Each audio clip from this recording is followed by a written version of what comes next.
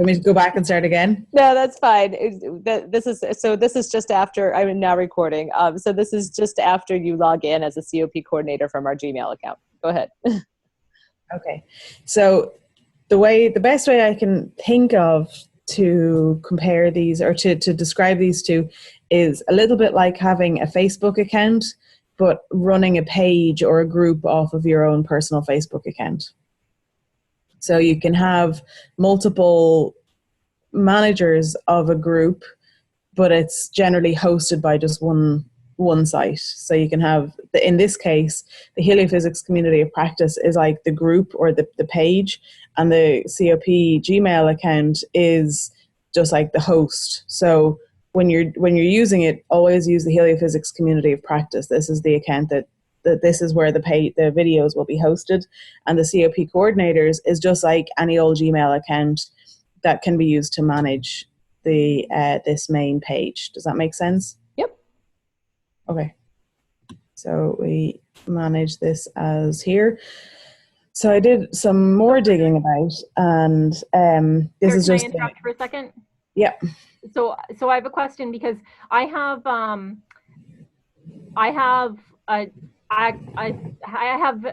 Gmail account that's set up separate from I have a work Gmail account, I have a personal Gmail account, and then now there's the COP coordinators Gmail account. Mm-hmm. So yeah. Like, if I wanted to, should I connect my work Gmail account to the Community of Practice YouTube? Would there be a benefit? Let me get to that in a little while. That's a little more confusing. I did that. I connected my own Gmail account to the Heliophysics YouTube page, and I expected to have the same kind of control and didn't quite have the same control, but we will get to that in a few minutes. So let me go through the basics first, and then we'll get to the managers in a little while. Okay. Okay. Good. Thanks. So when you're out, this is just the main homepage of the YouTube page, and there's lots of things down here. You can click on all of these links. What I've noticed is that it's not immediately apparent that when you click on some of the links, sometimes it switches back to the Community of Practice at gmail.com page. And the difference is, see up here we have the logo, and it says Heliophysics Community of Practice. And if I drop down here, I can go to switch account, and it gives me the option to go to the COP coordinators account here. So at first glance, everything looks fine. And let me actually just see if there is any videos. Yeah. Okay, so the community of the COP coordinators doesn't have a YouTube channel for that specific Gmail account. What we've done is created a different name for the account, essentially. So we just, the details don't matter, but it means that if you sign in as COP coordinators, you have no options, you can't move forward.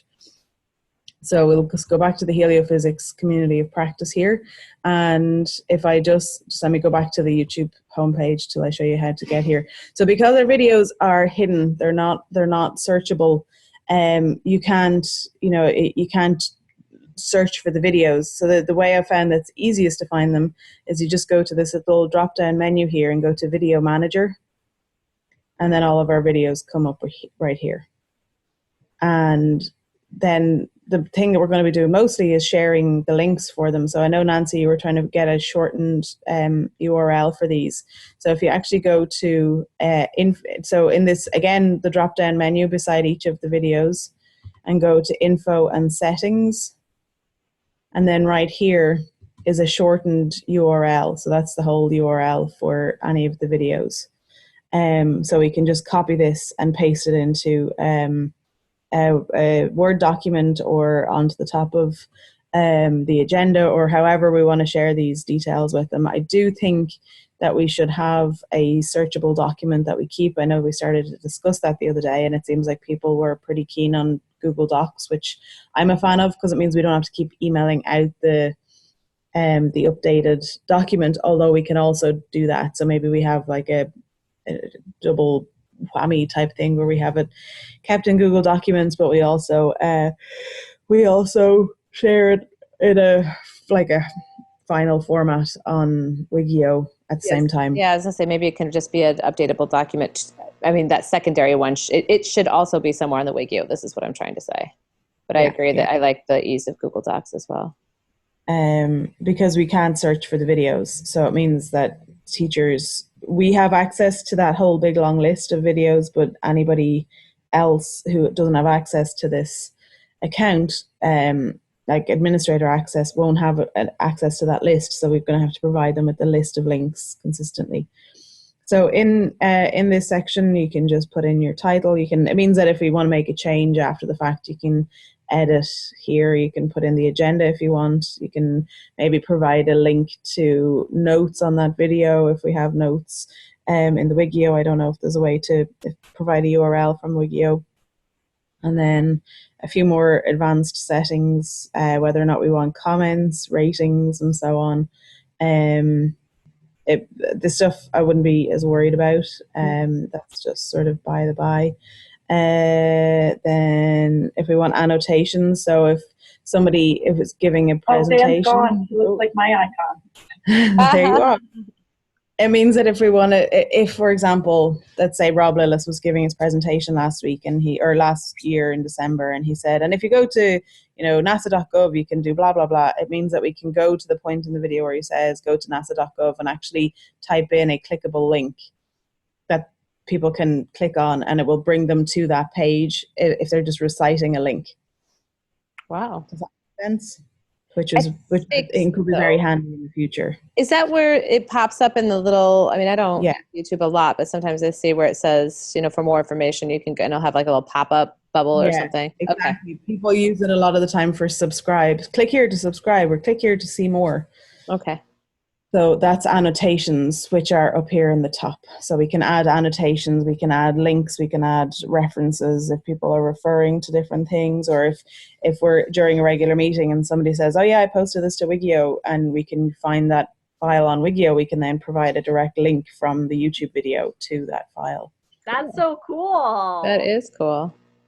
Wonders of modern technology. Okay, so let me go back to the list. So here's all of our lists. We can, like I said, you can provide the short URL. I think it would be good for us to come up with a format for all of these. See the way the naming convention of these two videos are quite different.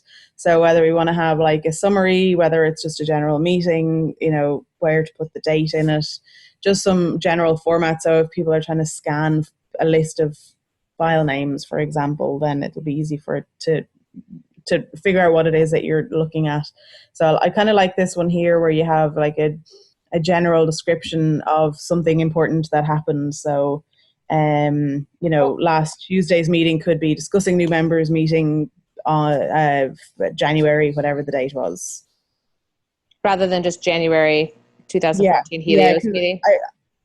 I, from my perspective, I find that if there was something, if I'm trying to remember something, if there's a trigger from that meeting that I'm able to, if there's some description about that meeting that triggers my memory about the whole meeting, it's much more helpful than having to just remember the month, because they kind of all blur together after a while. I agree. No, I think like that too. Okay. So Claire, if you click on the September one, then what I did in the description is I put the agenda.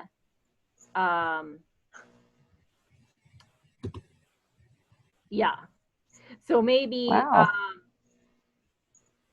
maybe when for naming it, because there's multiple in each call, there's there's a couple of different things, but like maybe as part of our process, if we decide, okay, what was the main thing that we talked about in this meeting, or what is it that people would want to come back to see, and use that as the title.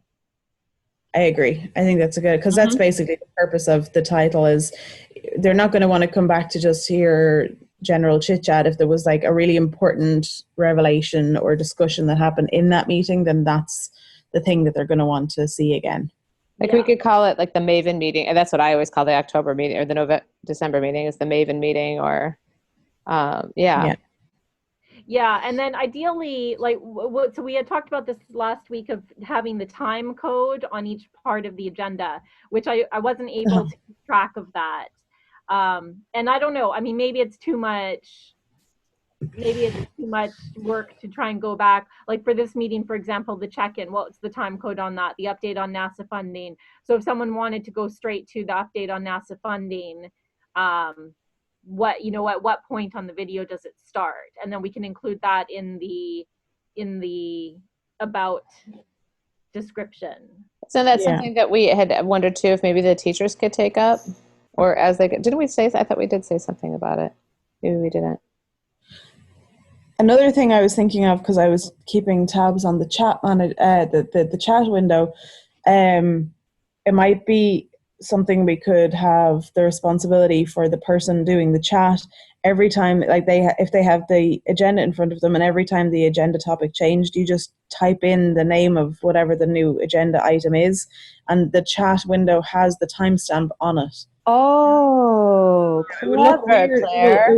It will look weird to the other participants, so we might want to say, hey, this is why we're doing this, so this is just for record keeping purposes. That's so cool. That's a great idea. That's awesome. Claire, can you say that again? I missed that. Sure. So when you're typing in the chat window, every time you type something, the timestamp comes up.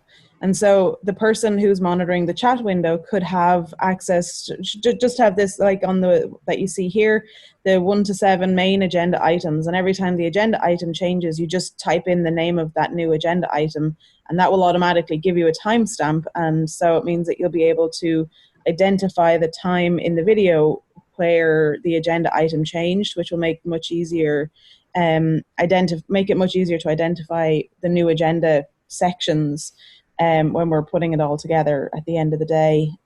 So maybe what we do is when you hit record, the chat person just puts in record, and then you know what T0 is. And then every time after that, the agenda item changes, you just have to subtract the initial record time from the new agenda item time, and that will give you the time on the video. That sounds very convoluted. It's actually very straightforward. I'm just doing a very good job of articulating it. No, I understand. Thanks for going over it again. Thanks. When I was taking notes too, this last time, I had the agenda up, and I was taking notes right on the agenda with the, so I could type in, like on the agenda item, the timestamp, and then whatever notes there were. Were you able to get the timestamp done? Yeah. Did you guys get my email? I did. I just haven't opened it up. Okay. I had a big workshop this weekend, so I thought I'll look at it when I don't have a workshop. Yeah, they weren't, it wasn't as detailed as the timestamps that Claire had, but it was each agenda item I had the timestamp. Sorry guys, I have to go find a socket in my very, very old house. It only has one socket per room, and none of them have 3 prongs. Sounds like my apartment. My new laptop only has a 3-prong plug, so I have to just give me a second. I'm still adjusting. No worries. Well, thank you, Claire. All right. So do we? Okay, there's a few more things. Oh, there it is. You just need to plug in. Okay. Yeah. I'm sorry. I misunderstood. There we go. Okay. All right. I'm back. Okay. Some light in. There we go. All right. So to go back to this. Okay. So we've done the video manager, which is sort of the most important part of all of this, and then. Another thing that in the future might come in handy is this analytics button. So this is kind of the Google info on who watched your video, how long do they watch for, where are they watching from, where in the country are they, where in the world are they. Oh my Lord. So we can see that somebody from Alaska has watched, well no, this is all North America. It's not actually broken down by state in this particular one, but in the future, we might be able to break it down. So it says that there's been 8 views. This is just showing you, because it's a worldwide thing, then it just gives you the whole world as opposed to just the United States. But there's all these different sort of funky opportunities, or not opportunities, what you call it, metrics and things like that might come in handy in the future. So it shows you how many people viewed and when do they view. So on January 21st, we had 7 people view, probably the 5 of us and 2 of us twice, something like that. But you can do all kinds of crazy things that will, I'm sure, come in handy as the community grows and we get an idea of, what's happening and what's At the same time, it's kind of creepy. Yeah, it is a little bit. Yeah, it makes you think about when you watch Yes. videos. It's exactly what it made me think of, Nancy. I'm like, oh, maybe I won't be watching YouTube so much anymore. Not that I watch it a lot, but still. Okay, so, that's not where I want to go. All right, so the last thing really is the management. So over here we have the Heliophysics Community of Practice, and that's sort of the title page. And I think it's under dashboard that we want to go to. The dashboard is like the home page with all of the different, is this where we want to go? Maybe not. Thanks. Let me just try clicking this one. No recent activity. Sorry, I'm trying to remember. I did this last week and I should have written it down, but I did not. And the graphics there, I just added was just to play around. It doesn't look, in my opinion, doesn't look, the small sun and the large sun don't look so great together. So if others have thoughts about what to include there, or maybe we create a logo, that would be cool. I like the big sun. I kept thinking that. Go ahead. Sun too, but I feel like the small sun against the big sun visually doesn't really. Well, from here, the colors used for that filter make it look like it's a kind of a glowing earth. So at first I thought, it's like, why is there earth in there? But I don't think it's. I like the banner one. Yeah, I love the banner one. Here. Okay, I found out where I'm supposed to go. So let me go back to here. This was that page that we were just on, the video manager. And I think it's up here that we actually want to go to. So if we click on what is now our glowing earth, but is actually a multi-dimensional sun, and we can go to managers just here under Google account. And under managers, I've added myself as a manager, but we can add everybody else if you so wish. So if you want to do that, if you want to just call out your email addresses. I don't know if we have to have a Gmail account, but if you want to try a non-Gmail account, Dawn, I know you created one especially for this.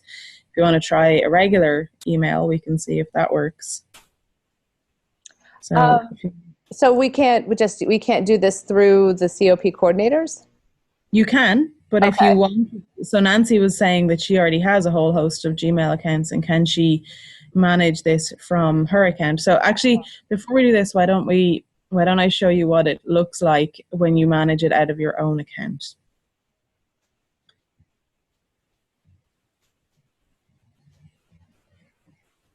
So if I go to, this is my own Google Plus page, and I can, when I just click on my face here, it gives me the option to click on the Heliophysics Community Practice page, because I'm a manager of that page. So if I click on this, now I go to here. So, and I think I want to do public. And then, so the problem that I found earlier was, pardon? This is the Google Plus page for. Yeah, so getting from here to the YouTube page, I found very difficult. And what happened was, when I went to YouTube from here, it brought me back into my own personal account. It didn't stay in Heliophysics. And so this was my problem. So if we can figure out a way of doing that, then that would be great. But like if I click on videos, there's no videos, or if I go to upload new videos, it brings me to YouTube. Well, this way doesn't, but there's another way that brings you to YouTube. And I just couldn't quite figure out. Let me just try typing YouTube. But you see, it's gone back to being me again. So let me try if I do switch account to here. Can I do it this way? Oh, maybe this works. And then I should be able to do this, video manager. Oh, huzzah! There you go. Okay, so let me go back home again, and I'll show you what I just did in case I lost you guys along the way. So if I go back to the point of it just being my page here, which is this one here. Okay, so when I log into to Google in general, this is the home page. So I'm just going to type in YouTube at the top of the page, and it's already in Heliophysics Community of Practice because I just switched it a few minutes ago. But under the little logo here, you can go to switch account, and I can choose whether or not I want to be logged in as Claire or logged in as Heliophysics.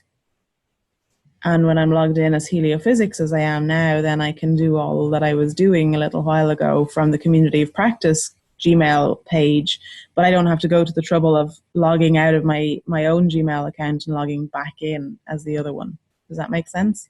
That makes sense. Yeah.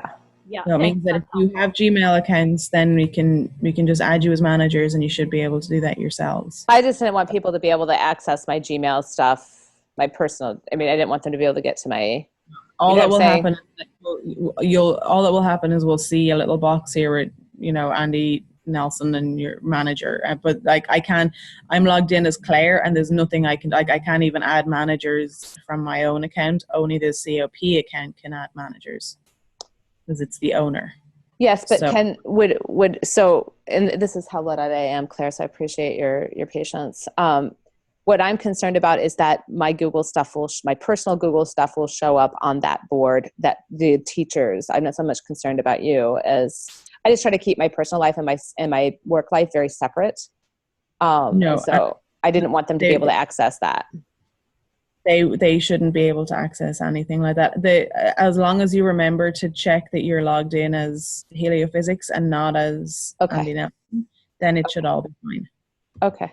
But the simplest thing, because I have the same, I have the same. It's not so much a concern, but I just want to make sure that. Yeah. Well, I'm just going to go to. I'm going to go to YouTube here as Community of Practice, and just to show you that there's nothing about me on it because I'm already on there as a manager. So there's no in the history, there's nothing that has anything to do with anything that Claire Raftery watches. It's all just Community of Practice. Okay, great. But we can, or I can rather than adding myself as a manager, I can just use the Community of Practice coordinators that I had set up. Yes, you can do both. So you can add yourself as a manager. And you can also have the password and log in. So it just means if you want to do something really quickly, you don't have to go to the trouble of logging out. You can just go to YouTube and switch your accounts. Nancy, it's very similar to being an administrator on the Multiverse Facebook account. There's I'm seeing that. When you're logged in as Multiverse, you're Multiverse. There's nothing about Nancy. You do run the risk of posting as Nancy instead of Multiverse, but as long as you're careful about that shouldn't be an issue. It's the very same concept. Yeah. Thanks, Claire. This is useful because all of the Google social media is relatively new to me, and it is me too, Nancy. It's nice. I think it's pretty new to most. I mean, I don't really use it. It's just from what I figured out digging around last week. It's not really the social media aspect of it. I don't think is particularly widely used. So would you like me to add anybody as a manager just now while we can, or do you guys want to do that yourselves at another time? I'm okay just using the COP coordinators. Okay. One for now until I realize, that no, I don't want to, because it is true. I do stay logged into Google. I mean, I never use the Google Plus page. I hate that thing. But all the other Google stuff, I'm always logged in on, and so maybe I will eventually want to do that so I don't have to log out and log in. But remember the cursed password that has to be changed all the time. Anyways, I could see the benefit of that. Just know that if we are logging in and out of the Google account from multiple places, Google sometimes doesn't like that, and it will start to. Oh, that's true. It's be like, you just tried to log in Chicago and you said you were in California. I don't understand, so I'm shutting you down. I forgot about that. That is true. Maybe we should add our accounts. Yeah, because it does get angry. And you don't think it'll do that if it's connected to our personal accounts, Claire? No, it's then it's like we all own it. We all Okay. own a book that we're writing, as opposed to each of us trying to hold a pen. Sure. Oh, that's a really good analogy. Yeah, that's fine. Why don't you go ahead and add me, because I don't want that to happen to somebody. I had forgotten about that piece. That happened when Lauren was somewhere else and she was logging out of my account to get into hers, and I was like, what? So mine is Andy Knits. ANDNITS. KNITS. Oh, Andy. Yeah. Not like the lice, no. I was like, I don't know the person's name, but I'm not going to judge. At Gmail? At Gmail, yeah. As in this. Not as in this. Now I'm going to be itchy all day. Anybody else? I'm going to play around with it, and then I'll add myself later if I decide to. Okay. So Dawn Claire, or Ricky? oh, sorry. I need to try to remember what username I used when I just signed up. Well, this might be a good experiment. Yeah. Dawn, why don't we try using your non-Gmail account and see if Okay. you can get access from there? Because I know you can use a non-Gmail account to access Google Drive. So Yeah. Can you use my work email? let's be try it able and to. see. Okay. It's Dawn, DAWN, .Turney at JHUAPL. Say that again. JHUAP as in Paul, L.edu.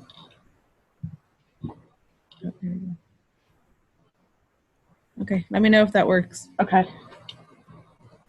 Oh, Andy, this didn't seem to add you. I'm going to just do Andy Knits again, just in case it didn't work. Andy Okay. Knits at Gmail. Okay.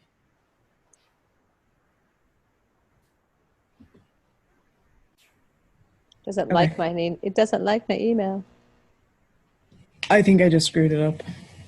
Okay. And just remember, Nancy, if you want to add yourself, you have to add from within the COP account. Even after you're made managers, we don't have the power to add managers from within our accounts. It can only be done within the community practice one. Okay. So Claire, can you clarify one more thing for me? And again, it's because I'm just so dumb when it comes to this stuff. So when you were talking about how nothing shows up, you had to go to video managers, right? But that was just when we're uploading stuff. If the teachers go to the page, the videos will be there, correct? Nope, they are not searchable. This is the downside to making it a private, unsearchable link. They can type in the URL, but they can't just search for community of practice.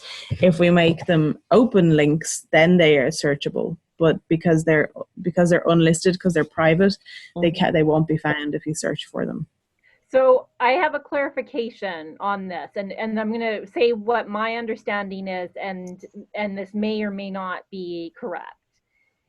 When I uploaded the 2 videos, there were 3 choices: public, unlisted, and private. And from what I understood, public means, public, anybody in the world can see it.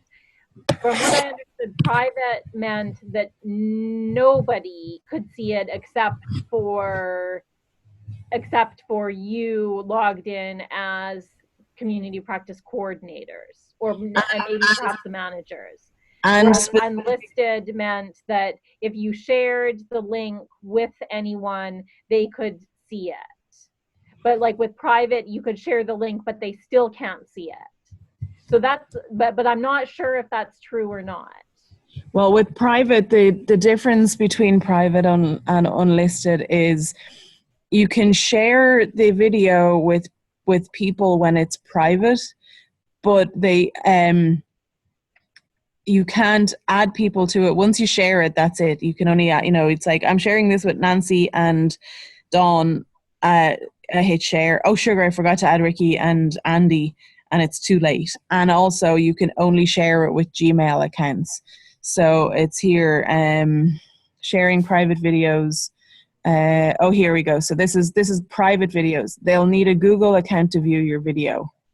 Wow. So Okay. that's the thing that put me off that. Now, unlisted videos is kind of similar. It has the same end result from our perspective. It's not a searchable video. It's not something that people can just happen across. However, it's just a provision of a URL. So the difference between private and unlisted is you're sending people a URL. So if they pass that URL on to others, then they can then view the video where, oh, my phone is ringing. Give me 1 second. Let me turn it off. Oh.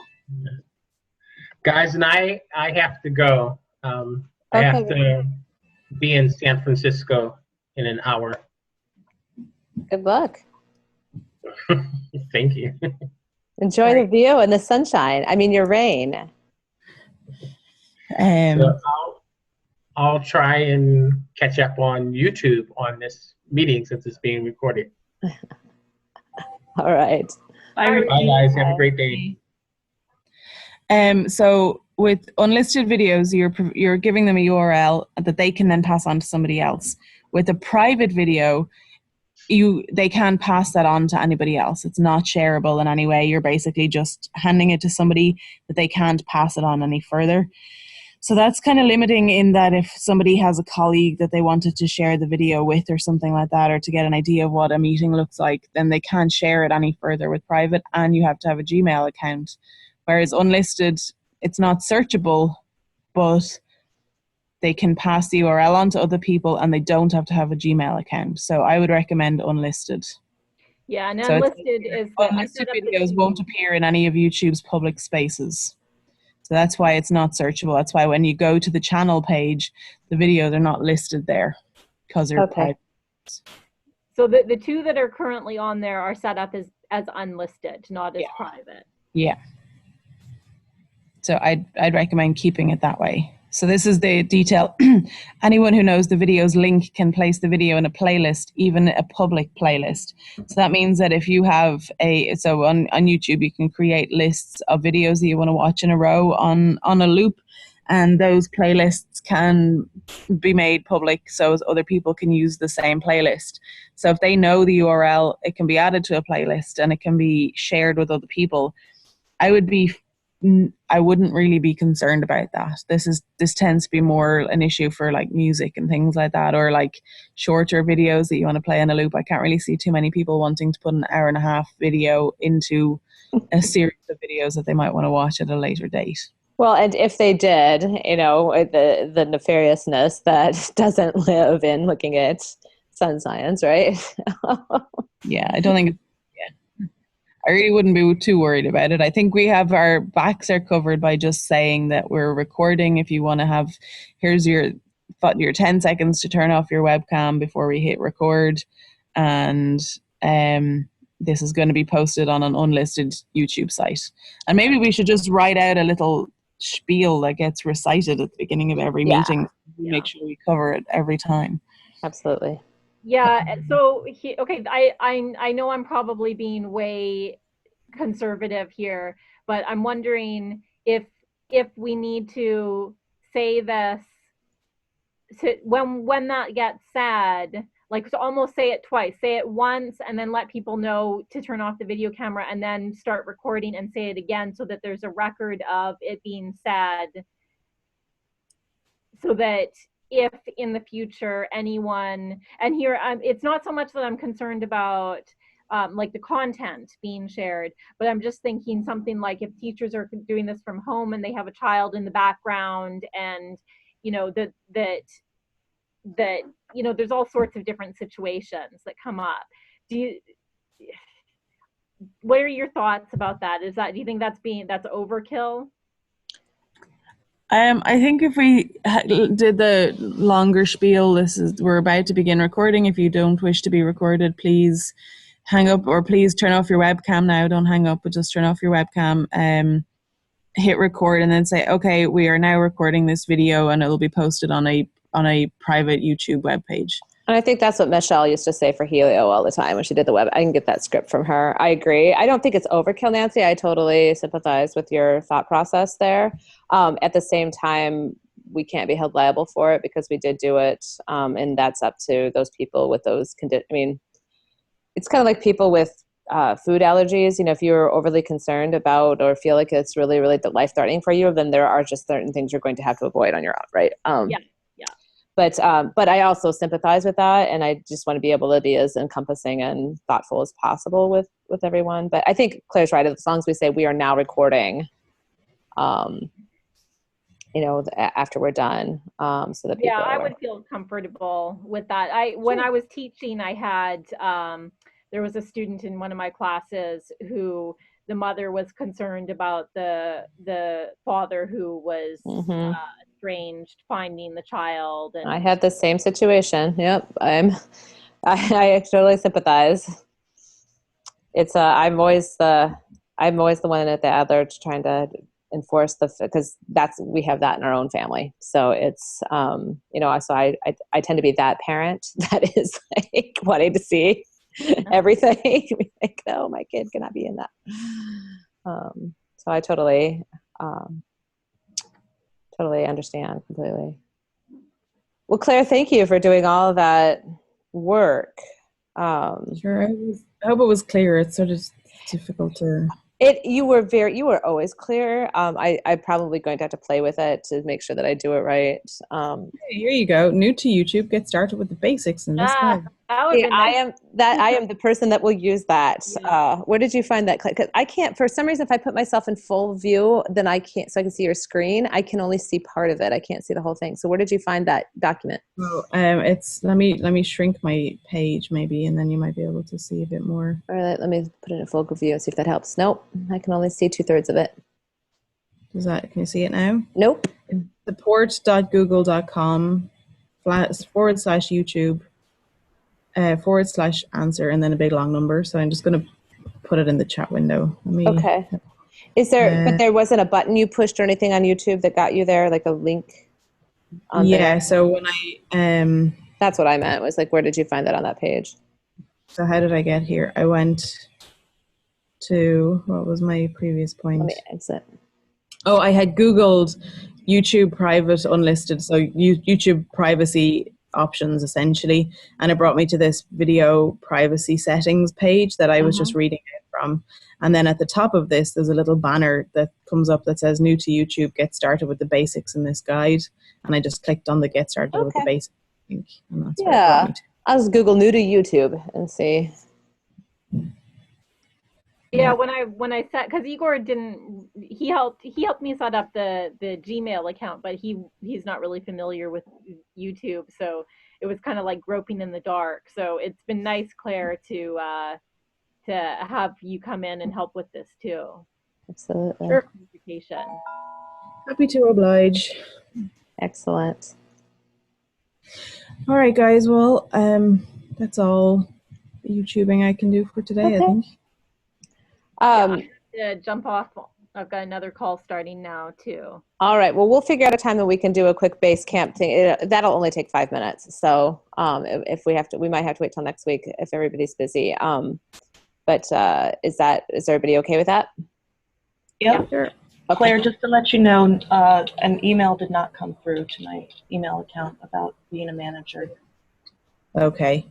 If you want me to add a Gmail account, or if you have another, maybe the spam filter on your email account is very high or something. Nancy, if you need to go on to another call, I don't want you to feel like you have to stay. Thank you. Yeah, we can end. I can get in touch with you offline. I got mine. Here's mine. See y'all next week. All right. Nancy, have a great week. See you, Nancy. Dawn, if you wanted to, you can still just log in using the Community of Practice Gmail account. There's no need for you to create a new one. So as there's already that existing one there. So we can, you can maybe try and use that one and see if that works. Okay. Sounds good. Thanks, Claire. Sure. Thanks, everybody. Yeah. All right. We'll go play around with that. Speak to you next week. Sounds Bye. good. Bye. Bye. Oh, well, I'll send an email about yeah, never mind. Bye. Bye.